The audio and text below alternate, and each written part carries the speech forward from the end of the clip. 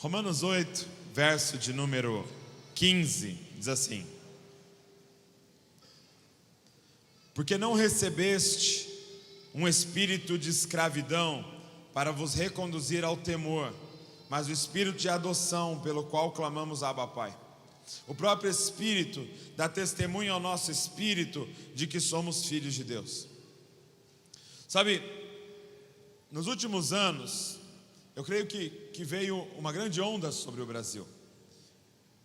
Foi uma grande onda, não sei se eu poderia chamar de um avivamento, mas é certo que nesses últimos anos, Deus tem revelado algumas coisas para nós.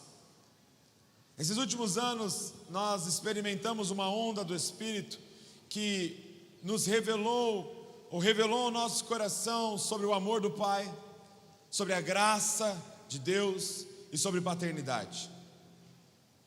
É muito doido porque as músicas, gente, elas traduzem o que o céu está falando. O que o céu está falando para uma geração. E se você olhar o que foi produzido nesses últimos 5 anos, você vai perceber que o que a gente mais falou foi da bondade de Deus, do amor de Deus, da graça de Deus e da paternidade de Deus. Você colocar lá no Google assim ou no YouTube, Abba Pai, você vai ver muitas coisas que foram produzidas nesses últimos anos com esse nome, Abba Pai. Por quê? Porque veio uma onda sobre nós, cara, de uma revelação de que Deus é o nosso paizinho, cara. E é muito louco porque essa onda, ela veio lavando, cara, toda a religiosidade. Ela veio arrancando de nós todo o legalismo, e nós tivemos um encontro com o amor do Pai. Uma geração nasceu a partir dessa onda. E tem muitas pessoas aqui dentro que nem viveram numa época de um legalismo, de uma religiosidade, nasceram compreendendo o amor de Deus, a graça de Deus, e já nasceram nessa liberdade do Espírito Santo. Outros estavam há muitos anos na igreja. Eu converso com algumas pessoas, elas falam: cara, eu já estava 15 anos na igreja, mas Douglas, foi nos últimos anos que eu entendi o Evangelho, que eu entendi a graça de Deus. Antes eu ficava tentando conquistar o amor de Deus através das minhas obras, mas nesses últimos anos, eu não sei o que aconteceu, algo clicou em mim, e eu entendi a graça de Deus, cara. E é como se eu tivesse me convertido agora, Douglas. Eu falo, cara, é verdade, foi uma onda do Espírito que veio sobre a nossa nação, cara. E esse conceito de nascer de novo, quem começa a falar foi Jesus, em João capítulo 3, quando ele tem um encontro com Nicodemos. Nicodemos chega para ele. Nicodemos era um cara muito importante na religião judaica. Nicodemos era um doutor da lei, ele seria hoje um PhD em teologia. Ele chega para Jesus e fala: mestre, eu vejo que o Senhor veio de Deus, porque ninguém pode fazer as maravilhas que o Senhor faz se não veio de Deus. E Jesus já sabia o que ele queria. Nicodemos queria saber: mestre, me fala aí, dentro da sua teologia, dentro das suas reflexões, como é que eu faço para entrar no reino de Deus? Qual é a sua visão? E aí Jesus vira para ele e fala: Nicodemos, se você quer ver o reino de Deus, você vai ter que nascer de novo. E se você quer entrar no reino de Deus, você vai ter que nascer da água e do Espírito. E Nicodemos, ele entra em choque com aquela informação, porque Jesus está usando uma ilustração, a ilustração do nascimento de uma criança, para falar o que era necessário para ter uma experiência com o reino de Deus. E aí Nicodemos fala assim para ele: mas peraí, Jesus, você está me falando que eu tenho que voltar na barriga da minha mãe e nascer de novo? E gente, Nicodemos não estava dando uma de idiota, achando que ele tinha que entrar na barriga da mãe dele. Nicodemos estava apenas usando a ilustração de Jesus. O que Nicodemos estava questionando Jesus é: peraí, Jesus, você está me dizendo que eu tenho que recomeçar a minha vida se eu quiser ver o reino de Deus? Jesus falou: cara, você quer ver o reino de Deus? Começa tudo de novo. Começa tudo do zero, como se você fosse um recém-nascido e não soubesse de nada, e deixa eu redefinir todas as coisas da sua vida. Deixa eu redefinir todos os conceitos. Sabe tudo que você já aprendeu, Nicodemos? Joga fora, e a partir de mim eu vou te ensinar todas as coisas de novo. Cara, presta atenção. Por quê? Que Jesus estava diante de uma prostituta e de um doutor da lei. A prostituta abraçava a mensagem de Jesus e o doutor da lei rejeitava.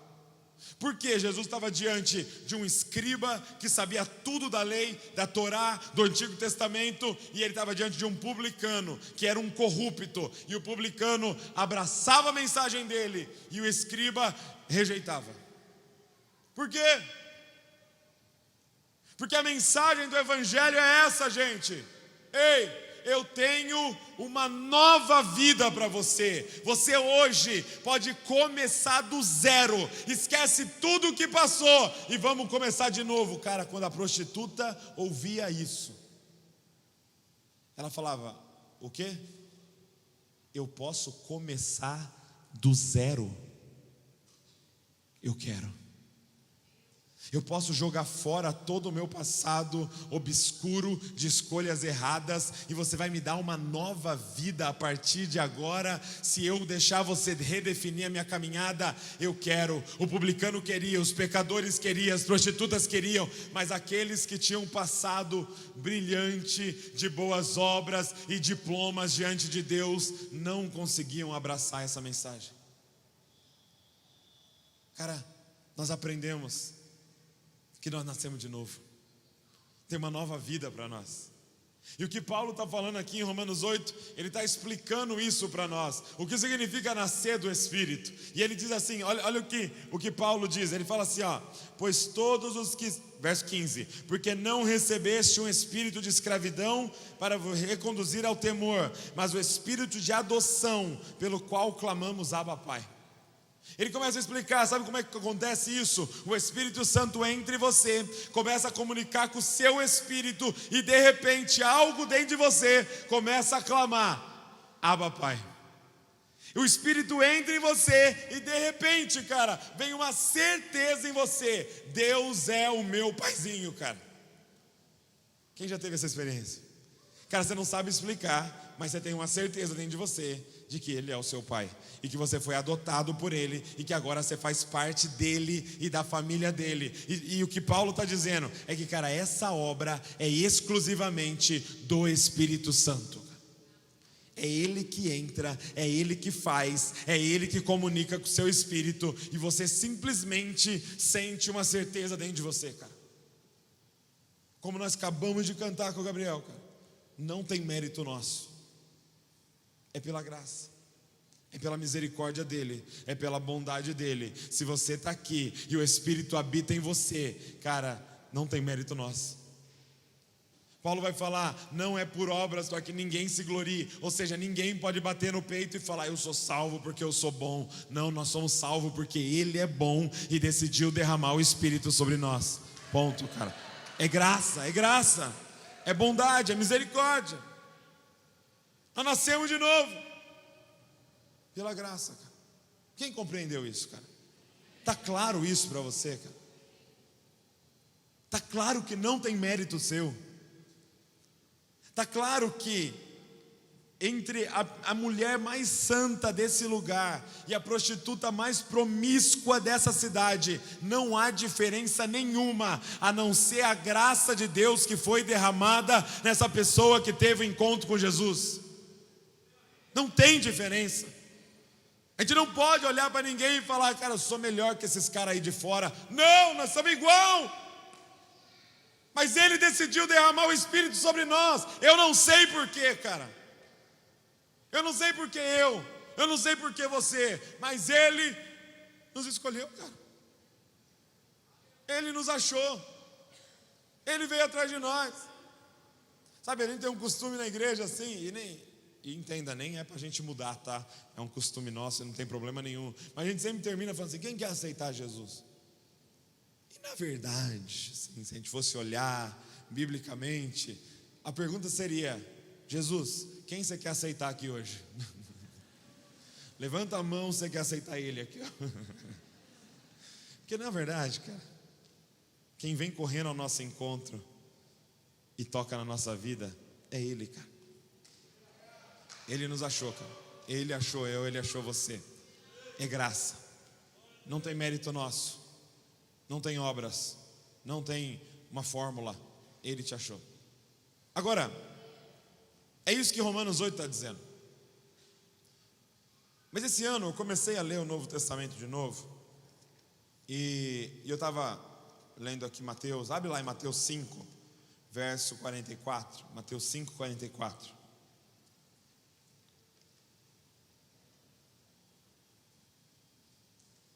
E eu estava lendo novamente. E aí eu cheguei no Sermão da Montanha. E aí eu me deparo com esse texto, né? Que diz assim, olha, Mateus 5, 44. Eu, porém, vos digo: amai os vossos inimigos, orai pelos que vos perseguem, para que vos torneis filho do vosso Pai que está nos céus. Peraí, Jesus. Aí você acaba com a minha teologia, Jesus. Eu estou pregando para eles aqui, segundo todo o Novo Testamento, que a salvação é pela graça e que a gente se torna filho de Deus por uma obra do Espírito Santo em nós, que não tem nada que a gente possa fazer. E aí você chega num texto como esse: eu, porém, vos digo, amai os vossos inimigos, orai pelos... E gente, pensa num negócio difícil. Quem tem dificuldade de amar o amigo, levanta a mão. Ele está do seu lado aí, pode levantar a mão, não tem problema nenhum.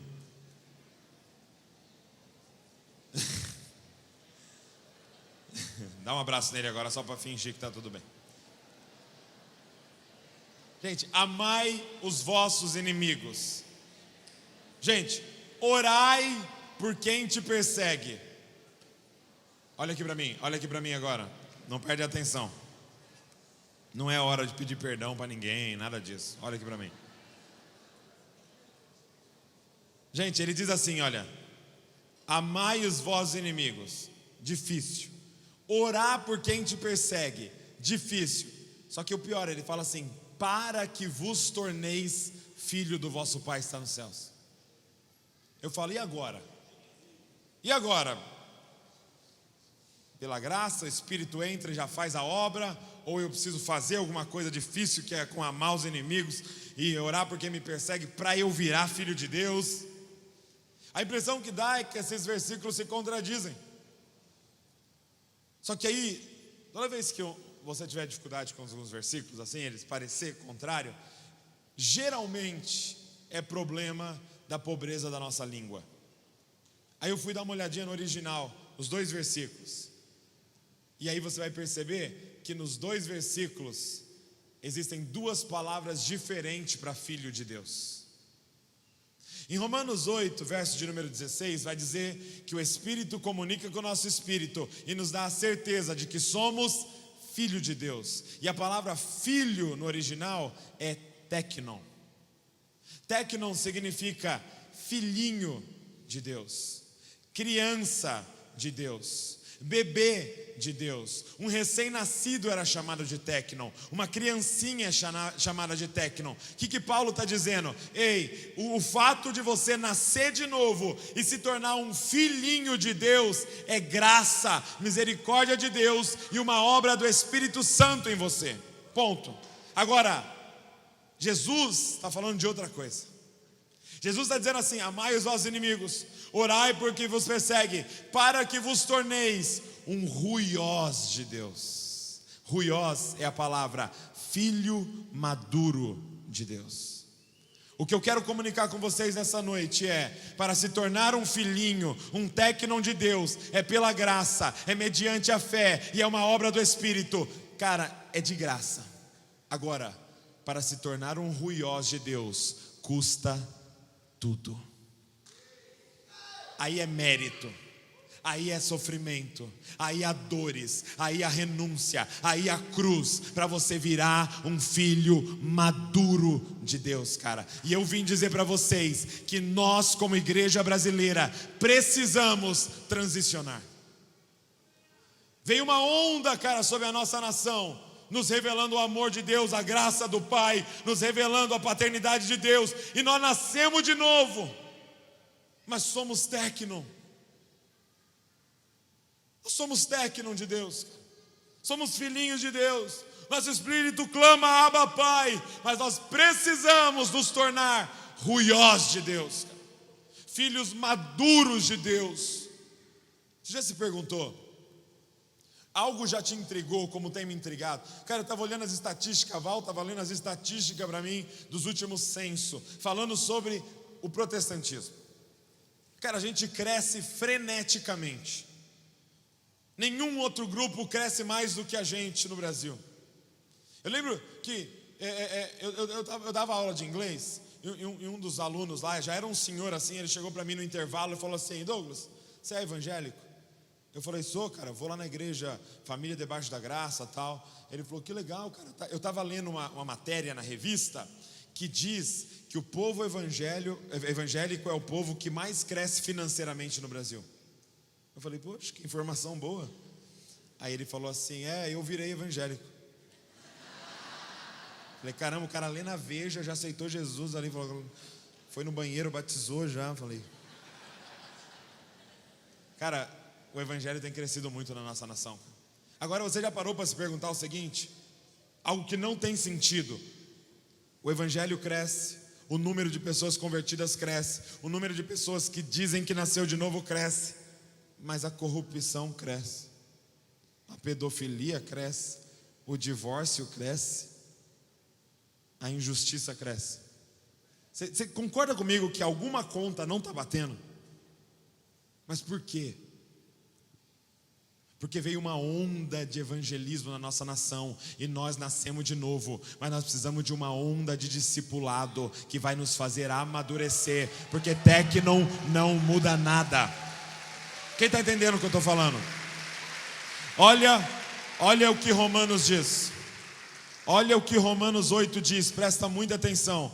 Verso de número 19: pois a criação aguarda ansiosamente a revelação dos ruiós de Deus.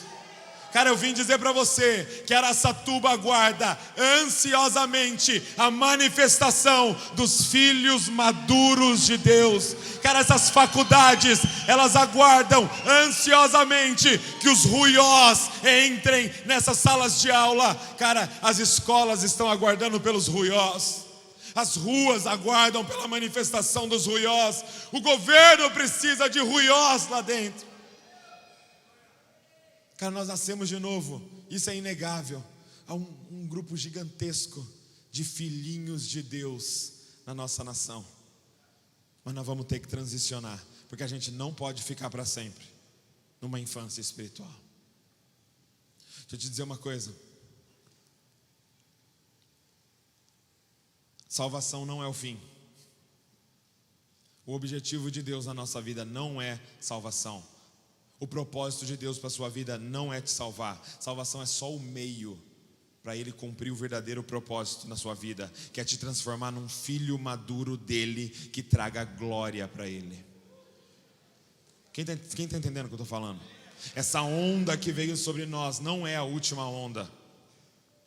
Ela é só uma onda de transição para o que Deus realmente quer fazer na nossa nação. Levantar milhões e milhões de filhos maduros que entrem nos ambientes amando os inimigos e orando por quem persegue eles, cara. Você imaginou isso? Humildes, mansos, cara, que amam a perseguição, que se regozijam no cara, os ruiós de Deus. Agora, como transicionar? Essa é a pergunta dessa noite. Como se tornar um ruiós? Vocês aguentam ainda mais um tempo aí? Pode mandar ver? Como transicionar? Como sair de técnico para ruiós? Primeira coisa, muito simples, é a dica que eu dou para a Luísa e para o Davi todo dia. Todo dia, meu irmão. Estou lá trabalhando, dá umas 10 para meio-dia, eu vou para casa e vou ajudar a Val, dar comida para os dois. E todo dia eu falo: se você quer crescer, você precisa comer. Fala para a pessoa que está do seu lado: tem que comer. Tem que comer. E eu tenho que falar para os dois assim: olha, ei, não basta. Eu falo assim: Luísa, Davi, não basta ficar no leite só, Davi. Luísa, não basta leitinho com Nescau. Leite com Nescau não faz ninguém crescer, Luísa. Nós vamos ter que comer alimento sólido. Vamos ter que comer arroz, feijão, bife. Olha,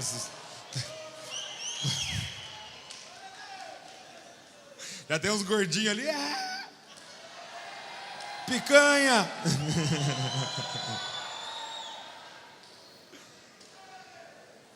E é exatamente o que o autor de Hebreus vai falar, né?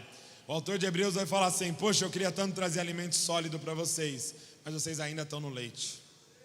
Já era para vocês serem mestres, e eu estou tendo que trazer para vocês ainda o leite. E eu comecei a pensar sobre isso. O que é alimento sólido?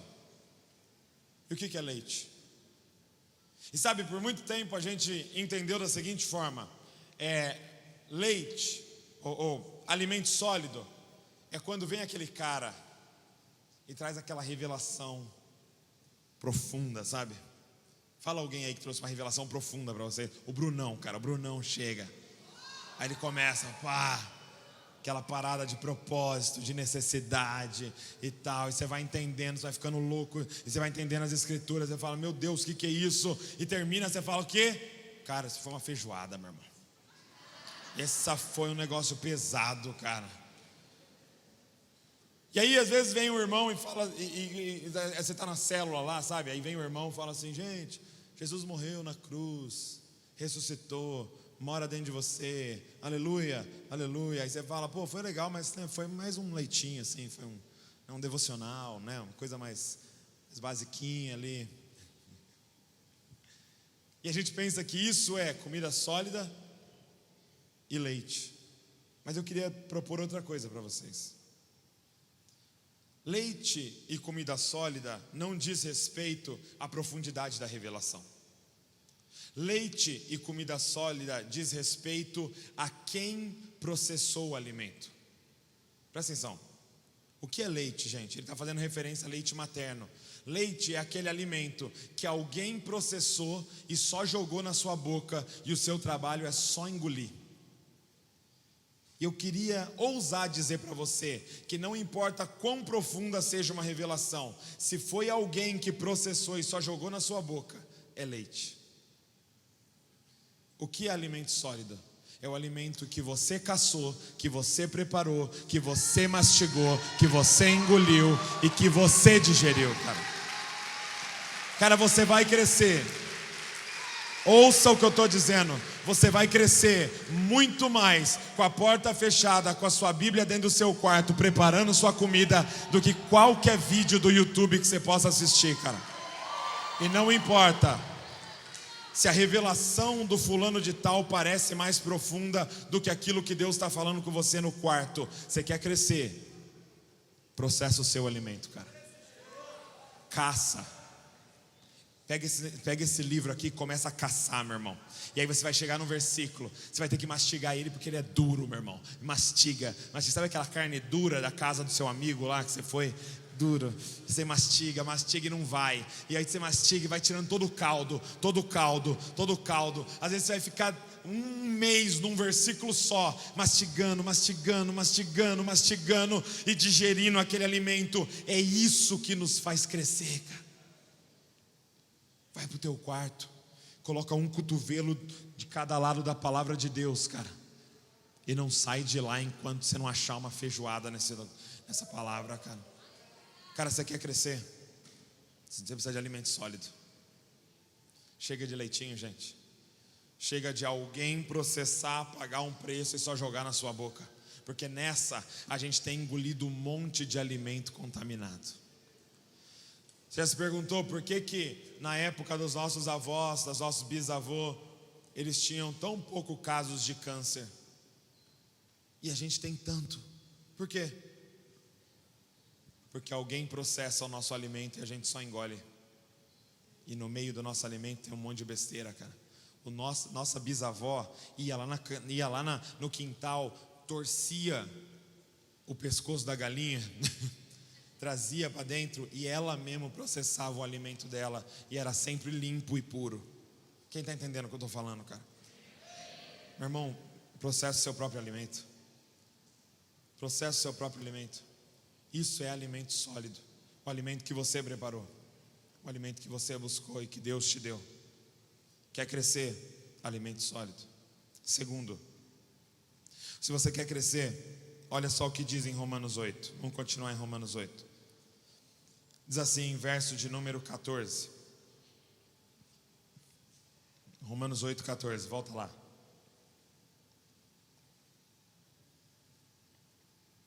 Pois todos que são guiados pelo Espírito de Deus são ruiós de Deus. Paulo está dizendo, todos os que são guiados pelo Espírito de Deus são filhos maduros de Deus. Você quer se tornar um ruiós de Deus? Entenda a sua posição, cara. Entenda a sua posição como guiado pelo Espírito Santo. Sabe, ele está dizendo aqui que nós precisamos andar guiados pelo Espírito de Deus. O que significa de forma muito prática? Você precisa compreender que você representa o seu pai. Quando diz assim, João Batista, ele caminhava no espírito de Elias. Não é que ele reencarnou Elias, ele representava o que Elias representou. Quem via ele se lembrava de Elias. Entenda, filhos maduros de Deus representam o pai. Você entra nos ambientes consciente que você carrega um nome. Gente, o Davi, meu filho de 4 anos, ele é um técnico. Ele não me representa. Eu não tenho nada a ver com as coisas que ele está fazendo na escola lá, viu? As bagunças, ele não me representa. Porque ele não tem essa consciência ainda. Agora, eu que tenho 29 anos, eu represento meu pai.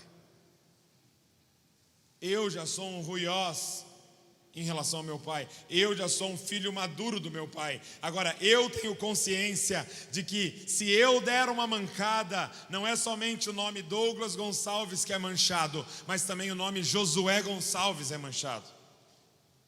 Porque eu represento o meu pai. Esses dias meu pai mandou uma mensagem: Douglas, eu vou ter que fazer uma viagem para a Coreia e eu não vou poder ir num compromisso em tal cidade. Você não vai lá me representar? Entenda, gente, você quer ser um filho maduro de Deus, se comporte como alguém que representa o Pai.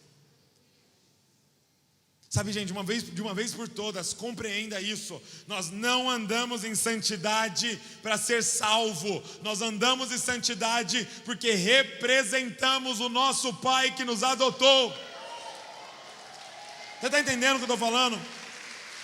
Cara, eu não me comporto bem. Eu não me comporto bem para o meu pai me amar. Meu pai, eu estou falando de meu pai biológico, meu pai Josué, ele me ama, eu sou filho dele. Eu não me comporto bem aqui e faço tudo certinho para ele me amar. Eu me comporto bem porque eu tenho a consciência que eu represento ele. Quem está entendendo o que eu estou falando, cara? Cara, vocês entram na faculdade e vocês representam o pai. Tem um versículo, cara, que diz assim, olha, sem santidade ninguém verá a Deus. E a gente sempre entendeu que se a gente não andar em santidade, a gente não vai ver Deus. Só que não faz sentido segundo toda a teologia, cara, do Novo Testamento. Porque para se tornar santo, a gente tem que começar a contemplar quem Deus é. Porque é contemplar quem Ele é que me faz andar em santidade. Eu acho que esse versículo está dizendo assim, olha, sem santidade na sua vida, ninguém vai ver a Deus. Se você não entrar na faculdade e começar a andar em santidade, você está privando aquelas pessoas de saberem quem é o Pai, porque você representa o Pai. Sem santidade, Araçatuba não vai saber quem é Deus, cara. Sem santidade, cara, a sua escola não vai saber quem é Deus. A sua sala de aula não sabe quem é Deus, porque você se recusa a pagar um preço e andar em santidade. Nós representamos o Pai, gente. Sabe, o tempo todo a Bíblia diz que nós precisamos nos comportar, nós precisamos andar em nome de Jesus. E gente, grava isso no seu coração. Em nome de Jesus não é uma mandinga gospel, cara.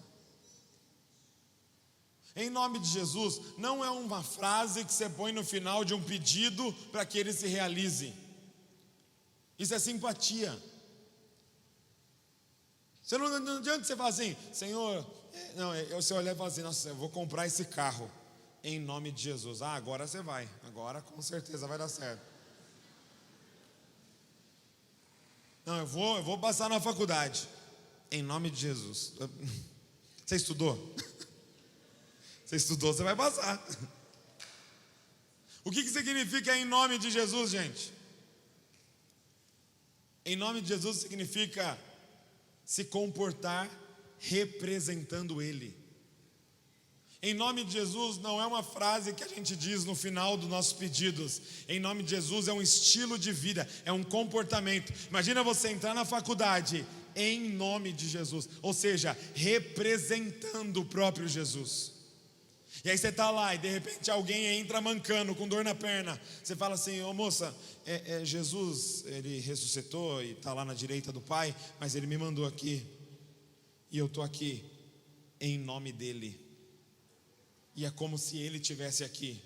E se ele estivesse aqui, ele ia relar na sua perna e ia ser curado. E eu estou aqui no nome dele. Então eu vou pôr a mão na sua perna. Você vai ser curado agora, porque eu represento ele neste lugar, cara.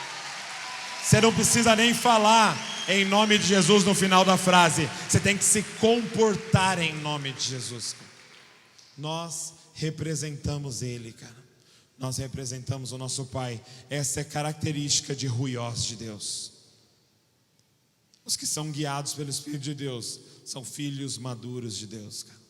E por último, para a gente encerrar, o verso 16 diz assim, olha: o próprio Espírito...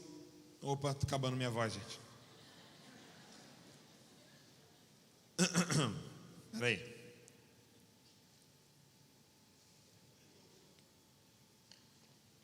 Vai intercedendo aí que falta mais 3 ainda. O próprio Espírito dá testemunho ao nosso espírito de que somos tecnon de Deus. Verso 16. Verso 19. Pois a criação aguarda ansiosamente a revelação dos ruiós de Deus. Agora eu te pergunto, 16, tecnon de Deus. 19, ruiós de Deus. O que tem no meio? Que faz a pessoa sair de tecno e se tornar um ruiós. Verso 18 diz assim: considero que os sofrimentos do presente não podem se comparar com a glória que será revelada em nós. Cara, tem uma palavra que mais nos faz desenvolver, se chama sofrimento. Diga amém. Gente, nós não podemos ser a geração do analgésico. Nós não podemos ser a geração do plástico bolha. Nós vamos ter que sofrer, cara, se a gente quer se tornar ruiós de Deus. O sofrimento é que produz em nós, cara, uma maturidade espiritual. Sabe, será que nós vamos poder chegar no final da nossa vida e poder dizer como Paulo: eu trago em mim as marcas de Cristo Jesus, cara?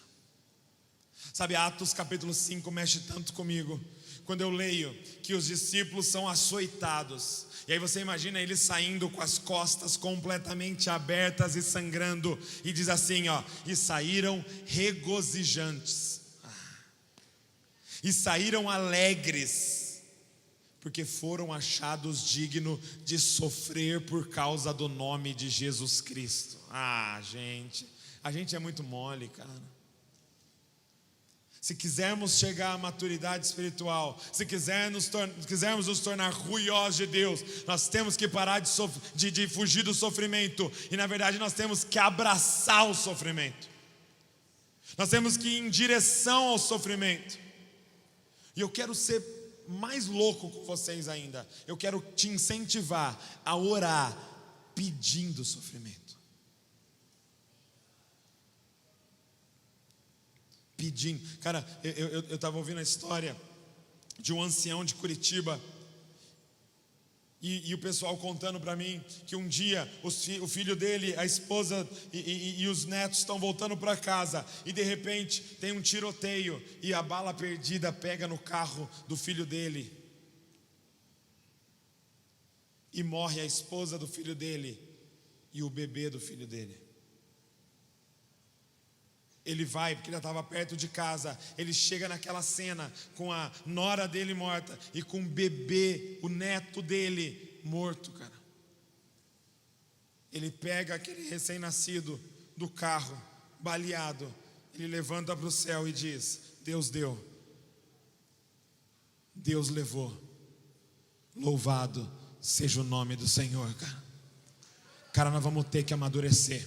Nós vamos ter que virar os ruiós de Deus, porque essa geração, cara, clama e aguarda ansiosamente pela manifestação dos filhos maduros de Deus, cara.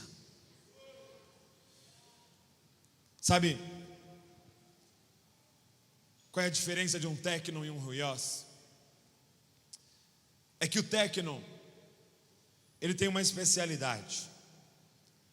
O técnico, ele é especialista em pedir coisas.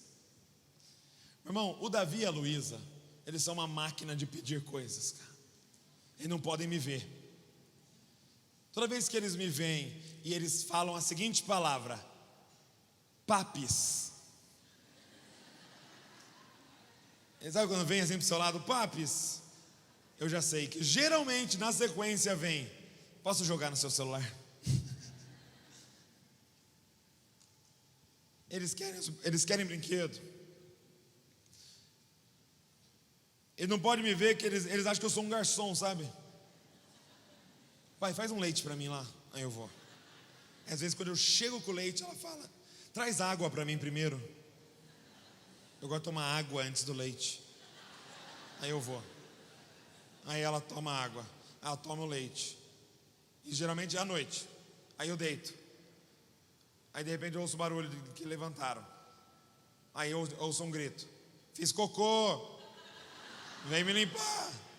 Aí levanta eu. Pede. Tô com vontade de comer pipoca. Aí eles gostam que eu faça um molhinho de limão para eles. E é infinito, gente. Nunca acaba. Por quê? Sou técnico. E o pai faz tudo amarradaço, cara. E a gente ama servir essas crianças, porque a gente sabe que eles vão crescer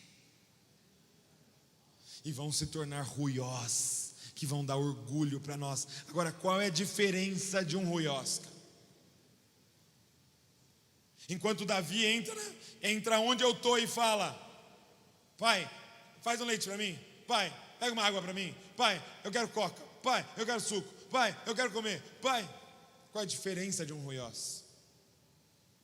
É que ele entra na sala onde o pai está e diz assim: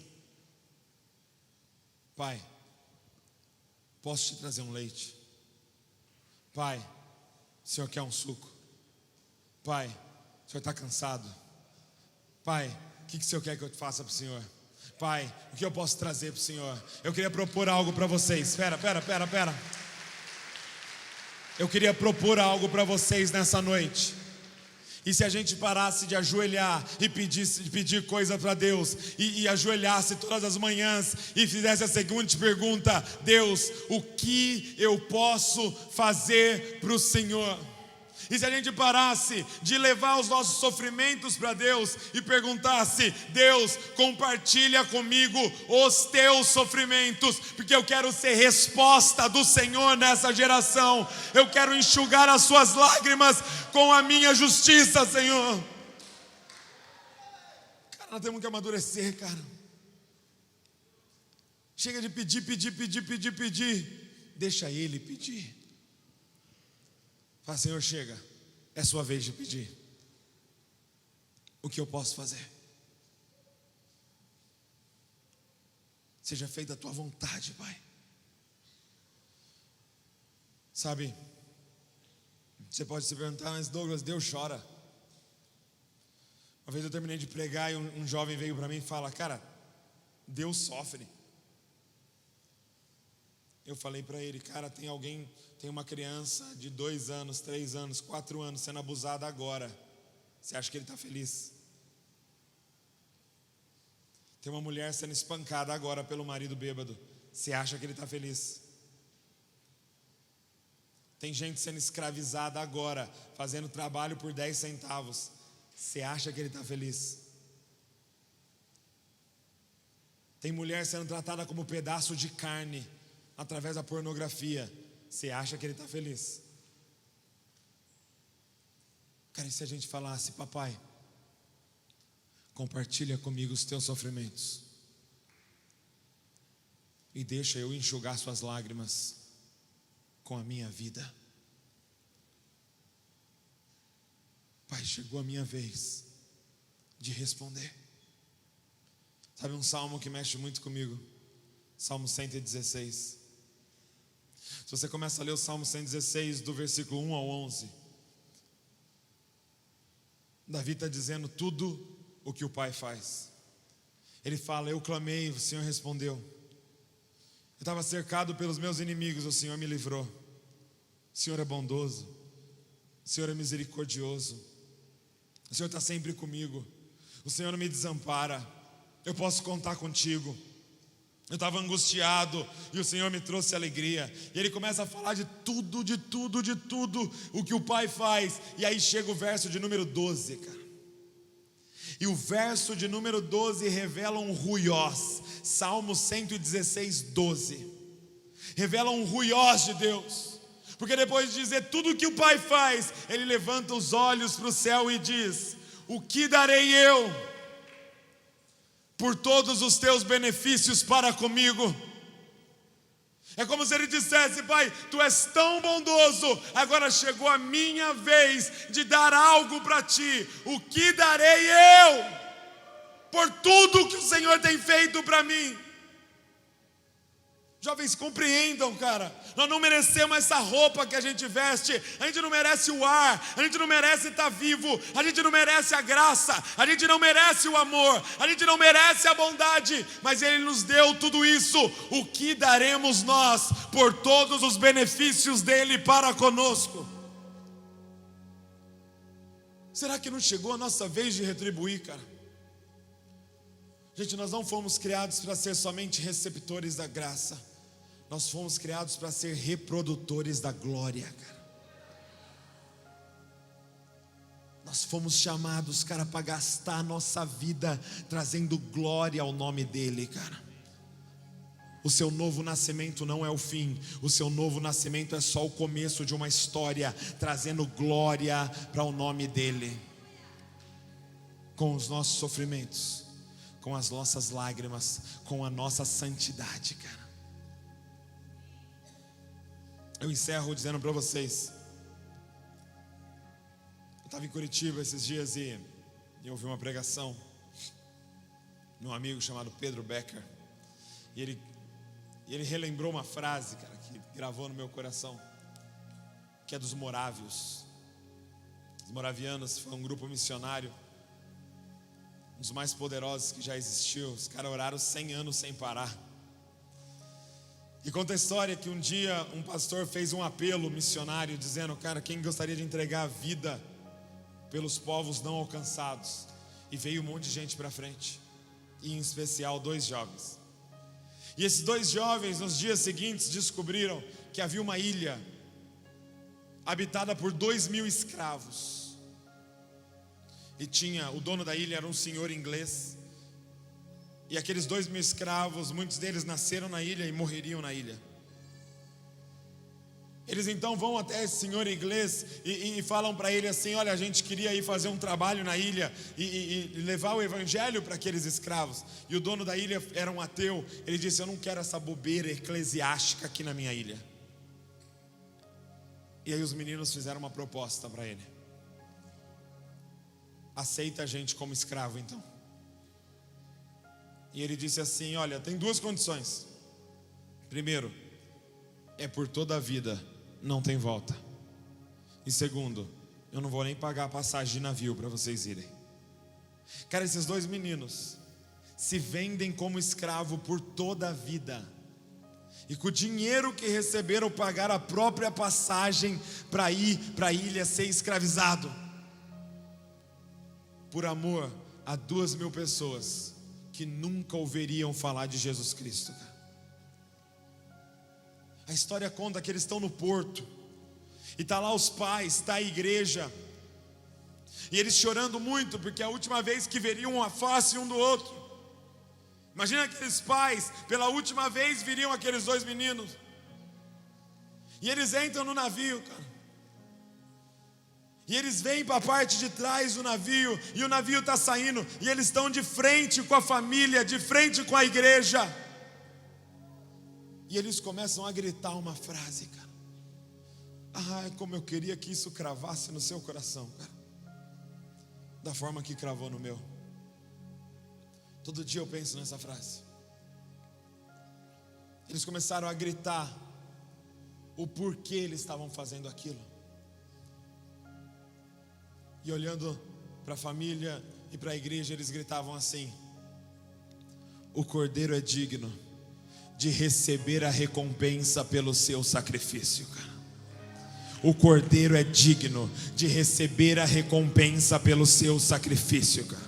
O Cordeiro é digno de receber a recompensa pelo seu sacrifício. Cara, vai doer, mas o Cordeiro é digno de receber a recompensa pelo seu sacrifício. Você vai perder amigos, cara, mas o Cordeiro é digno de receber a recompensa pelo seu sacrifício. Ei, você vai perder o namoro, mas o Cordeiro é digno de receber a recompensa pelo seu sacrifício. Cara, você vai perder aquela promoção, você vai perder aquele emprego, você vai perder muita amizade, mas o Cordeiro é digno de receber a recompensa pelo seu sacrifício. Ei, Ele é digno do meu diploma, Ele é digno da sua promoção, Ele é digno da sua profissão, Ele é digno da minha família, Ele é digno dos meus filhos, Ele é digno do meu casamento, Ele é digno da minha voz, Ele é digno de tudo.